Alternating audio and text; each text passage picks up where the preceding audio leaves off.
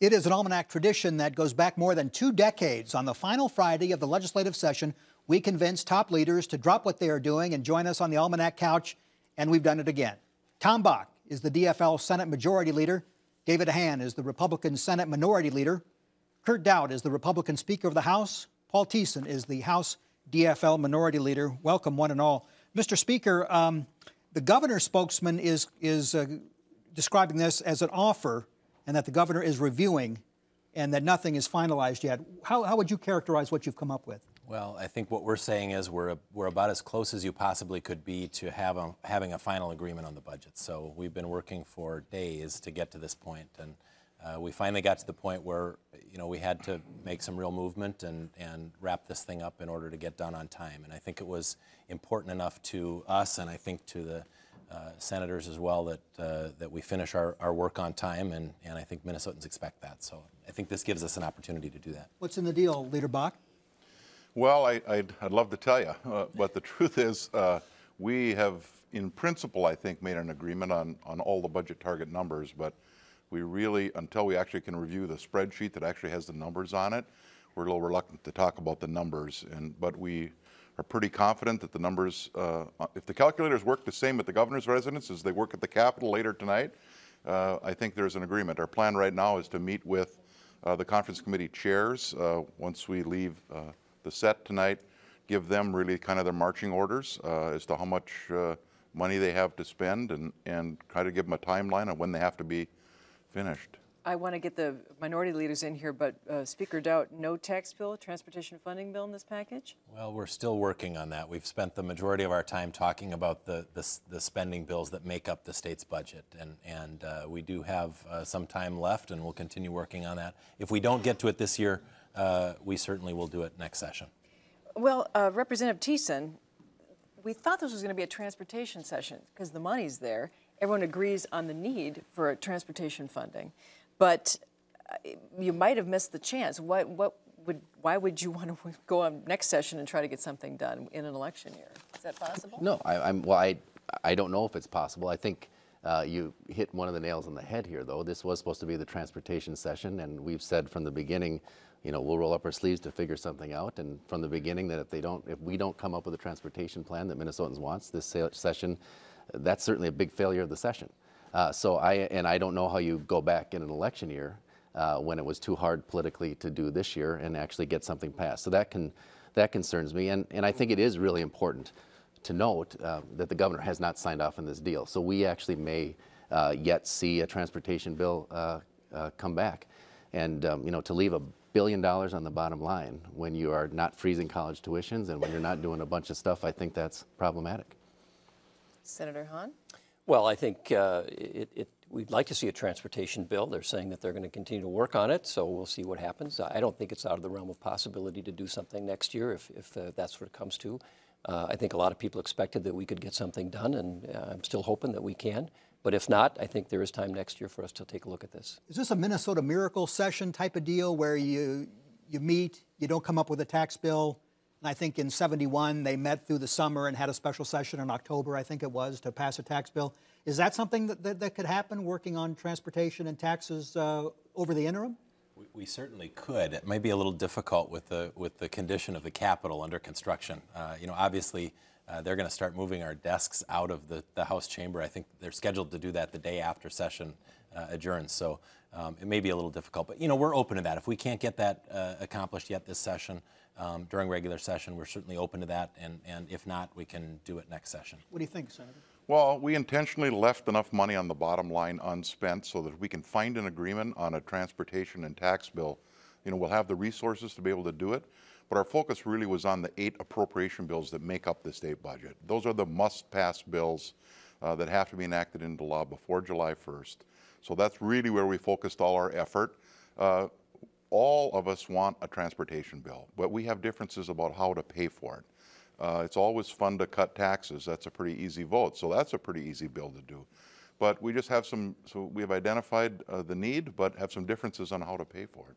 Well, there was that idea to kind of swap horses in a sense, you know, the $1 of a tax increase and then, you know, $1 for a tax, income tax decrease, gas tax increase. I mean, is that idea dead in the water that you kind of floated last week? Well, I don't think so. I mean, there's enough money The Speaker's laughing, so I'm there's not enough sure. money to do those things. If the Speaker wants to take me up on a tax bill that's revenue neutral, raises some permanent ongoing money for transportation, the Senate's willing to look at cutting other taxes so that ultimately at the end there's a revenue neutral bill that I often described it as, you know, we're going to fix the roads and it's going to be free because any money we raise in there, we're going to cut taxes by the same amount. But we haven't been able to come to an agreement on what that looks like yet. But if we don't get it in the next couple of days, we'll continue to talk about it leading up to next session.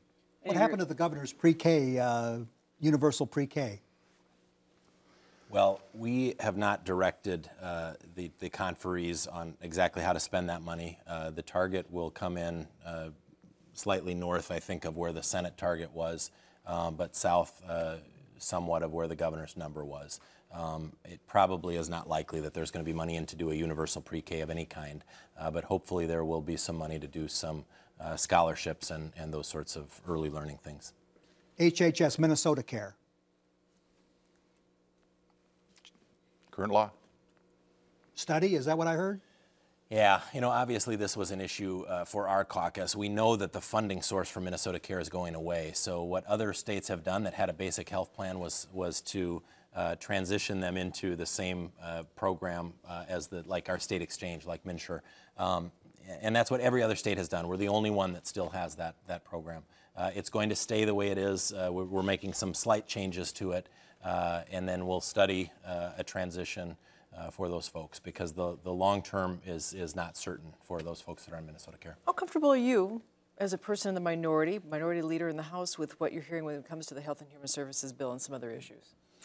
Well, we don't exactly know what the number is. I'm pleased that Minnesota Care is not going away, but you know, from what I've been hearing, the number is going to be very challenging to actually do the long-term care investments that we're going to need to be able to do and do the child protection investments that I think all Minnesotans want us to do. So we'll have to look at the details of it, but certainly the fact that we're not going to be throwing 90,000 people or jeopardizing the health care of 90,000, 100,000 people is the right direction to go. Senator, is there votes in the Senate? Both the House and Senate minorities are going to have to work with the majorities to pass these bills. Will you go along with the Senate majority? Obviously, we haven't seen the bills yet, but I suspect that if there are agreements that the majority in the House can be comfortable with, I think they'll find that we can in the Senate find some help for them if they needed to pass those bills. So we're looking forward to working on this process, getting it done. We think there's enough time to do it. If the conference committees can get their bills written up and processed, I think we won't have trouble getting it done. And your folks in the House? I think we're going to need to look at the bills. I mean, what I know of the higher education target as an example, certainly it won't allow a tuition freeze and save the state grant program. So that I think is going to be problematic for us coming in with a $2 billion budget surplus. Leaving $1 billion on the bottom line. We could have easily done a tuition freeze. So I think that'll be problematic. We'll have to look at the details of the rest of the bill. But we came into the session with such a great opportunity to do stuff, and to kind of if we end up with a status quo kind of budget, just in order to get done on time, I think that's a disappointment. Did the nursing home budget increase survive? It did, and it was one of our top priorities. I have talked an awful lot about that over the last 6 months, that we need to reform the way we reimburse our nursing homes. These are our loved ones, our aging family members, and we need to make sure that we're showing them the respect they deserve and taking care of them. And this really has been a problem, particularly in greater Minnesota. So the program as we had it proposed in our House bill will be fully funded in the HHS target. Interesting to listen to Representative Thiessen here, Senator Bach. It doesn't seem like anyone's doing some cartwheels on the couch here over this proposed deal. You don't even seem like you're too excited. Well, I've kind of been around negotiations a long time, especially out in the real world and organized labor. And sometimes the best deal that you can craft is one where everybody kind of walks away from the table grumbling a little bit, that they didn't get what they wanted, but you like to hope that everybody got kind of what they needed. And I think this is the outcome of this session probably, is I think it's a pretty good budget for Minnesota. You know, expectations were pretty high coming into this session. Surpluses tend to create that. So I think there will be a lot of advocacy groups that are probably a little disappointed that they didn't get funding at the level that they did. And but we started with a problem right from the beginning because we never had a $2 billion surplus. It actually was $475 million of one-time money left over from the current biennium we're in, and about a $1.4 billion surplus going forward. So that totaled 1.865, and the press decided to just round up to $2 billion. So, you know, that's an extra $135 million. So we kind of got pinned down that expectations got so high that I think a lot of people are going to probably, you know, not be enamored with the outcome. Particularly for you minority leaders, should the public be concerned that this is going to be done in a marathon 24, 48-hour conference committee schedule on a weekend with very little public input? Well, I hope they're not concerned. This isn't really that unusual compared to other sessions, at least that I've been in, that sometimes we have at the end of the day a sort of a marathon process to get through. But I think all these bills, as I understand it, include things that have been heard in committees, have been discussed and fully aired and throughout the legislative process. So these are not new things that are emerging out of whole cloth. These are all things that the public has presumably had a chance to weigh in on, be exposed to. It is going to be a little bit of a long session, I suspect, getting through that, but I don't think that the things we're going to talk about are going to be surprising for people. I think Tom is right that there may be things that people don't like, but I don't think it's going to be surprising. What's your view on that, Leader Thiessen? Well, no, I mean, I think it's a fair question to raise, and you know, it's the public having information, it's the legislators having information of what's in the bills as well. So, you know, I'm hopeful that we're going to understand everything that's the bills and have time to actually process them. But, you know, Senator Hand is right. This is kind of, the process has been like this. Whether we should change that and try to bring some more transparency and openness, and, you know, I think that's a fair question for people to be asking. Conference committees are always fun to watch. Is there any way that anything for that proposed soccer stadium in downtown Minneapolis might be slipped into something? Possibly. You know, I don't think we ever talked about it, and I think we both chambers have passed language kind of either prohibiting it or discouraging it. So it's probably unlikely at this point. Okay, so we're not going to see anything out of this session for that particular issue. I don't believe so. Isn't Rochester looking for a property tax break?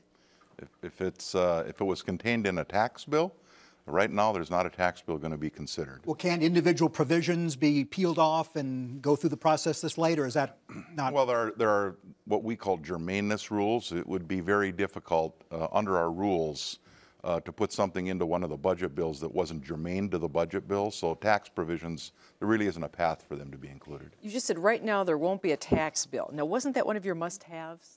Well, tax relief was a top priority for us, and if we don't get it done yet this year, we did leave enough money on the bottom line that we can do a pretty good amount of tax relief for Minnesotans, and also a pretty comprehensive transportation plan. So how do you declare victory this session if you can? Part of what we wanted was to keep spending at a place that we thought was reasonable, and while we're probably going to be spending more than I would like, I think, you know, we did compromise, and I think our spending level is going to be approximately in the middle of us and where the governor was. So, you know, I think, and some of the priorities that are in there as well are things that we really advocated for. So. And how do you declare victory, Senator Buck?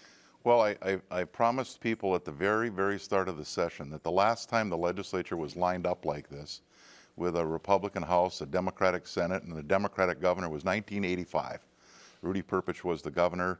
And they didn't get a budget passed. They ended up coming back in a special session in June and getting it done. So we knew this was going to be a difficult task. That's the last time that we were tasked with a playing field like this.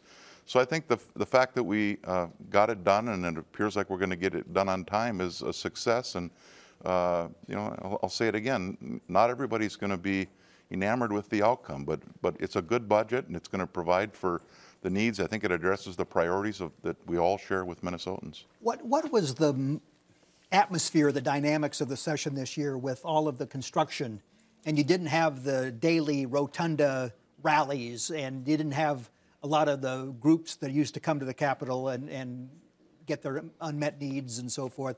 Did it change the character of the session at all? You know, it was especially challenging in the Senate because the majority in the Senate are officed in the Capitol, and we didn't have one conference room, not one place you could go meet with a group of 6 or 8 people. If you couldn't meet in your office, there was no opportunity to meet with anybody. Many of the offices, because so many members were in the office suites, the waiting room chairs were out in the hallways. It was very, very difficult session for the public to access or even interact with their senators. The House, not as impacted because the state office building, their regular office space, wasn't impacted by the Capitol renovations. How much of a pain was it?